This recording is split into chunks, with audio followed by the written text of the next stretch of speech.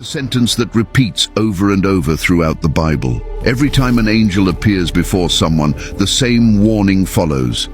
Do not be afraid. Sometimes it appears as fear not or be not afraid, but the message is the same, and it's repeated more than 300 times throughout Scripture. And here's a surprising truth. We've been misled. The angels in the Bible are not what most people imagine them to be. They are not childlike figures with wings floating on clouds, nor are they ethereal women with white robes. That image is a fabrication. The reality is quite different. The true angels of the Bible are awe-inspiring, beyond human comprehension, and deeply striking. They are beings that defy human logic, instilling fear upon their appearance. We witness this repeatedly in the Bible. Do not be afraid, Mary, the angel tells the young virgin, as he reveals she will carry the Son of God in her womb. Abraham heard these same words when he looked up at the stars, as did the shepherds on that night in Bethlehem. Why such fear? What did these beings look like that terrified people so much? The answer is clear, because what they were seeing was not human. And that's the truth we're going to reveal today. We are going to shatter the false image of angels and discover what they are truly like according to the Bible. We'll delve into the levels of heaven and the invisible hierarchies. Stick around until the end, because today you will learn about something very few dare to reveal. The most mysterious angels in the entire Bible, the Ophanim, the most baffling beings ever described, the living wheels covered in eyes, eternally revolving, guarding the throne of God. When we hear the word heaven, many of us picture a singular place, a spiritual radiant realm where God resides and souls find peace. However, the Bible never depicts heaven as a singular, simple place. On the contrary, it portrays it as a complex structure, a hierarchy buzzing with levels, roles, and dominions that exist above us. The Apostle Paul states it clearly. I know a man in Christ who 14 years ago was caught up to the third heaven. If there's a third heaven, then there must be a first and a second. This suggests that the heavenly world isn't flat or uniform at all levels, but is organized, stratified, and full of distinct functions, much like a royal kingdom. The Bible reveals that heaven is far more complex than we ever imagined. We are surrounded by an invisible world, a world that interacts with ours even though we can't perceive it. Let's explore the first level. The first heaven, the visible sky. The first heaven is the sky we can all see, the firmament, the atmosphere, the space surrounding the earth. It is what God created in the beginning when he said, "Let birds fly above the earth across the vault of the sky." This is merely the lowest level. No angels or spiritual powers reside here. It is the stage for the visible creation, home to the clouds, the sun, the moon, and the stars. Yet beyond what the eye can see lies the second heaven. The second heaven, the spiritual intermediate sky. This level is invisible, yet active. The second heaven is the intermediate domain where constant spiritual warfare rages. What happens there influences the earth, and what happens on earth echoes in that realm. Here are the fallen angels who still retain power, alongside God's angels who serve as warriors and messengers, fighting for the divine will. Many of these beings continue to operate as spiritual authorities over regions, cultures, and empires. This is clearly depicted in the book of Daniel, when an angel appears and delivers a startling message. From the very first day that you set your heart, your words were heard, and it is because of your words that I have come. But the prince of the kingdom of Persia opposed me for 21 days. Then Michael, one of the chief princes, came to assist me. This prince of Persia isn't an earthly king. It's a spiritual entity that controlled the region from the unseen realm and blocked the messenger's path to Daniel. The archangel Michael, one of the leaders of the celestial army, had to intervene to clear the way. This reveals that this second heaven is a spiritual battlefield, a territory contested between light and darkness. Most importantly, humanity is not outside of this battle. It's a disputed territory. And although human eyes cannot see it, its influence continuously affects human history. There are invisible dominions, thrones and armies in a dimension our eyes cannot witness, but that impact us. Above all, there is the third heaven. The third heaven, God's throne. The third heaven is the highest, the purest, and the most inaccessible. It is the realm of God's eternal throne, untouched by any shadow of evil or corruption. Known also as paradise, it's where one experiences complete communion with God. This is the heaven Isaiah glimpsed when he wrote, "I saw the Lord, high and exalted, seated on a throne, and the train of his robe filled the temple." Here there is no conflict, no darkness, no opposition. It's the very heart of the eternal kingdom. This is the heaven John describes in Revelation, where seals are broken and living creatures revolve around the throne, proclaiming, "Holy, holy, holy is the Lord God Almighty." In this third heaven dwell the angels closest to God, for not all angels are the same. Just as heaven is organized into these three levels, so are angels arranged in hierarchy. Some are messengers, others are warriors, some guard sacred places. Each has a role and occupies a specific place in the kingdom, and not all reside in the same heaven. Some act on earth, others battle in the intermediate heavens, while some never leave God's presence. Yet, there is one type of angel unlike any we've ever imagined. This is the most mysterious angel in the Bible, the one no one understands, but who upholds the glory of God. They are the Ophanim, and to understand their nature, we must first know the hierarchy of heaven's armies. When we hear the word angel, we often think of a single type of being, but in the Bible, an angel literally means messenger. The scriptures and ancient texts reveal that the heavenly kingdom is composed of distinct orders, each with specific tasks and positions, much like a perfectly structured army. Imagine an invisible kingdom as organized as any human realm, but far more expansive. There are ranks, roles, and hierarchies. Each type of angel operates on a different level of heaven. In the first and second heavens there are angels and archangels. At the lowest level are the ordinary angels, the messengers. These are the ones who most frequently interact with us. They appear in dreams, guide us, protect us, and bring us specific messages. They are the ones who visited Lot before the destruction of Sodom and accompanied Jacob in his vision of the heavenly ladder. Angels descending and ascending, working on earth to fulfill divine missions. Higher up the celestial hierarchy, beyond the common angels, are the archangels. The word itself literally means chiefs of angels, and their rank is impressive. They are not limited to delivering individual messages. They are strategists, leaders of unseen battles, commanders of entire armies. In the Bible, only one is explicitly named with this title, the Archangel Michael. He is the great prince who defends God's people and the leader who, in Revelation, battles the dragon and casts Satan and his rebellious angels out of heaven.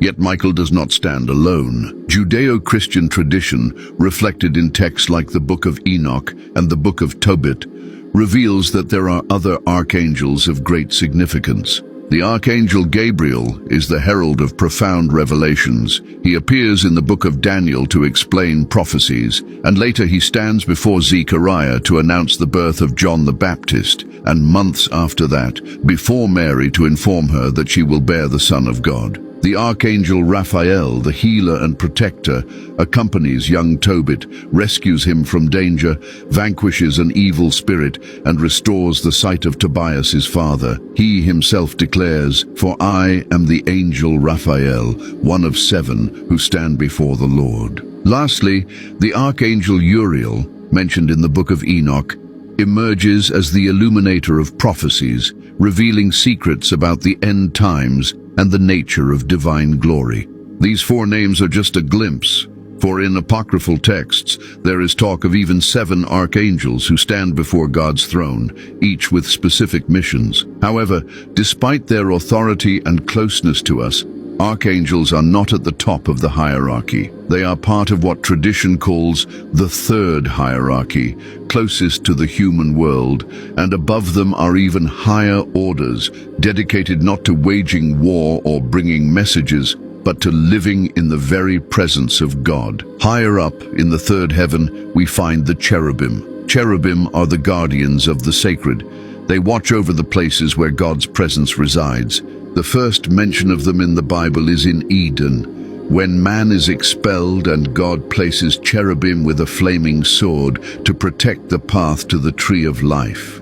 He placed on the east side of the Garden of Eden cherubim and a flaming sword flashing back and forth to guard the way to the tree of life. Later, in the Ark of the Covenant, God commands cherubim to be carved on the ark, their wings outstretched over the mercy seat, safeguarding the place where God spoke with Moses. Their appearance is revealed in more detail in the visions of Ezekiel.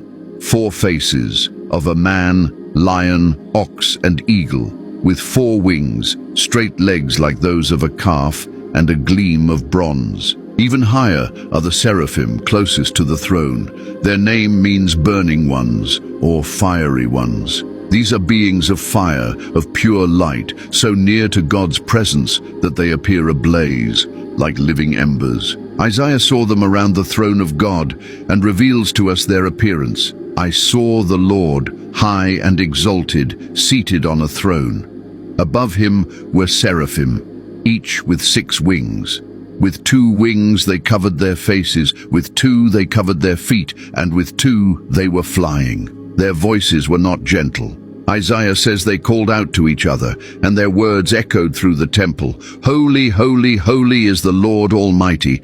The whole earth is full of his glory. At that moment, Isaiah realized something. He was witnessing perfect holiness, and he was not worthy to be there. He thought about how his lips had spoken wrong things, and how he lived among people who did the same. This truth brought him to his knees as he cried out in fear, I am ruined, I have unclean lips, and I have seen the King. But then the unimaginable happened. One of the fiery seraphim broke away from its flight around the throne, took a burning, glowing coal, and came toward Isaiah. It placed the red-hot coal on Isaiah's lips and said, See, this has touched your lips. Your guilt is taken away, and your sin atoned for. In that instant, Isaiah felt something change within him. The fire had purified him, and from that moment on, his lips were no longer his own. They became instruments of God's voice. This is what seraphim are like, fiery beings, covered with wings, always in motion, constantly proclaiming the glory of the Most High. They are not warriors or messengers, they are perpetual worshippers. Their sole purpose is pure adoration, the continuous proclamation of God's holiness. For this reason, they are beings consumed by divine glory, reflecting purity and fire. And finally, beside the seraphim are those who are rarely mentioned, the Ophanim. Although their name sounds symbolic, they are real creatures featuring in one of the most puzzling stories in the entire Bible, the vision of the prophet Ezekiel.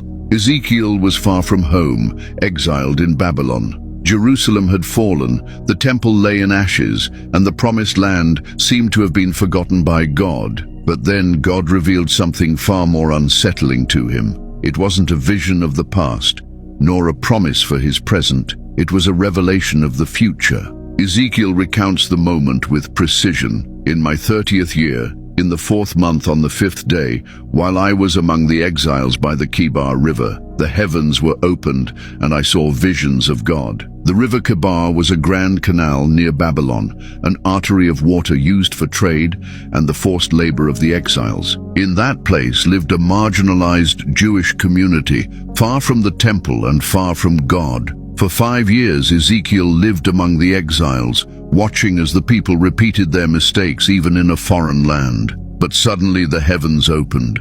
Ezekiel looked up, and from the north came a whirlwind, and within that storm was a massive cloud wrapped in fire, with lightning flashing from one side to the other. From that cloud emerged 4 living creatures, the cherubim of God. Each had 4 faces, a human, a lion, an ox, and an eagle. Their wings spread out, 2 reaching upward, covering their bodies, and 2 touching the wings of the creature beside them. Their legs were straight, their feet like those of a calf, gleaming like polished bronze. They did not walk as we do. They moved in a straight line, never swerving, for they went precisely where the Spirit guided them. The sound of their wings was deafening. Ezekiel described it as the roar of many waters, like the voice of the Almighty, like the rumble of an army on the march. Everything around trembled with that sound, as if the air was alive and the earth quaked beneath their feet. And then Ezekiel saw something no prophet had described before. I saw a wheel on the earth beside the living creatures, and the appearance of the wheels and their workmanship was like the color of beryl, and their appearance and work were as a wheel within a wheel. For the first time in the Bible, the living wheels appeared, covered with eyes, moving in unison with the cherubim. When the living creatures moved, the wheels moved beside them, for the spirit of the living creatures was in the wheels. Ezekiel is astounded. How can one possibly describe such a vision? He uses earthly words for something never before seen, gigantic wheels. But these weren't ordinary wheels, they were wheels within wheels, as if one rotated perpendicularly within the other, enabling them to move in any direction without turning. Their appearance was dazzling like chrysolite, and even more terrifying. They were covered with eyes all over. Ezekiel insists that the wheels moved in sync with the living creatures. When the living creatures moved, the wheels moved alongside them, and when they rose from the ground, the wheels rose with them. And he adds something that leaves us speechless. The spirit of the living creatures was in the wheels. Can you imagine it?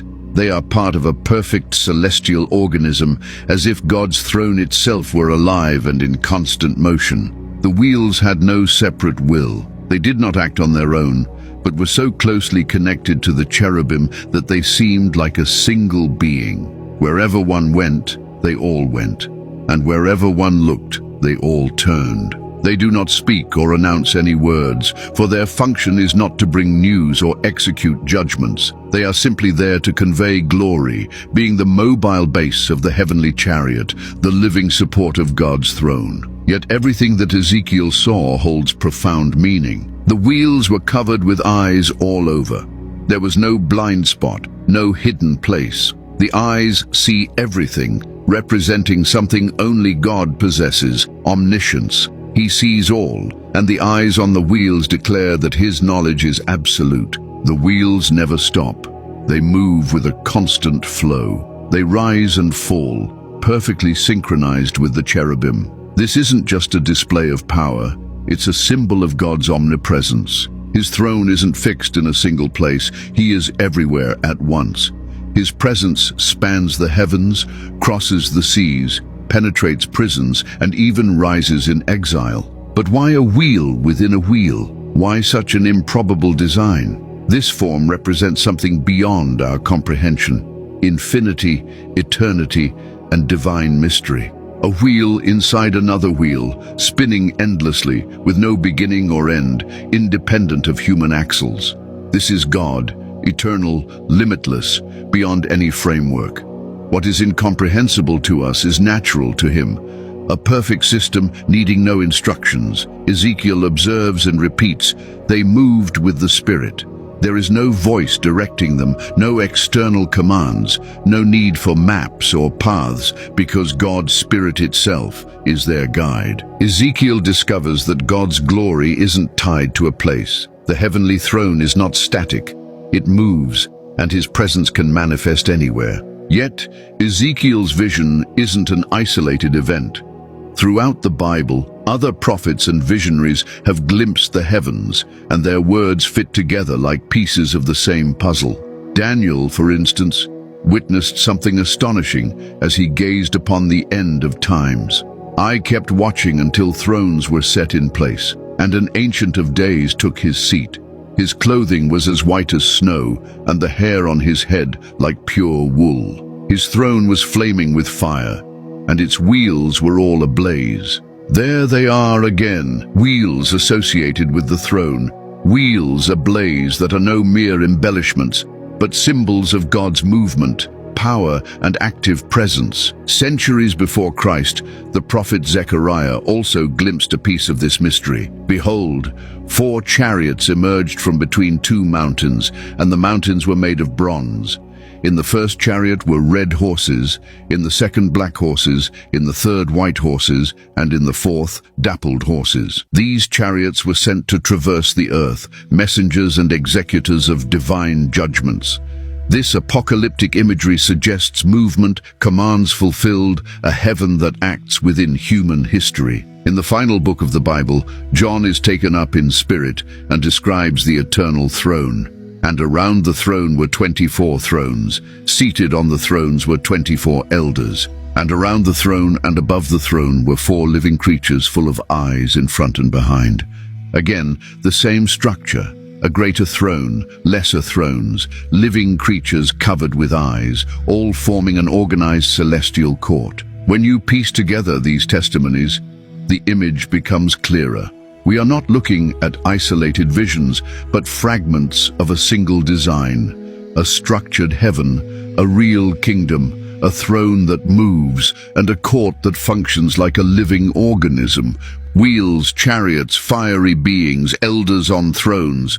It all speaks of a perfect order in the unseen, a heavenly governance that upholds and directs all of creation. But the Bible isn't the only place where the Ophanim make an appearance. In the book of Enoch, the Ophanim are mentioned by name, and we read, "And the seraphim, cherubim, and Ophanim, all the angels of power, and the angels of the dominions and the chosen ones, and the others who are over the earth and the water, they all lifted their voice with one purpose and glorified, blessed, praised, and exalted with one spirit, with one voice." Enoch describes how he was brought before the throne of God, where he saw the Ophanim spinning eternally, enveloped in fire and radiance, alongside the cherubim, seraphim, and the mightiest archangels. They were sentient beings, part of the living machinery of the kingdom. Enoch claims their eyes are countless, their motion unending, and their presence causes even the lesser angels to tremble. But Enoch adds something more that the Bible does not mention. He calls them angels of sound and eternity. According to this ancient text, their movement isn't silent. It produces a thunderous roar, a song that sustains the cosmos. They are living gears that mark the rhythm of time and guard the mystery of eternity.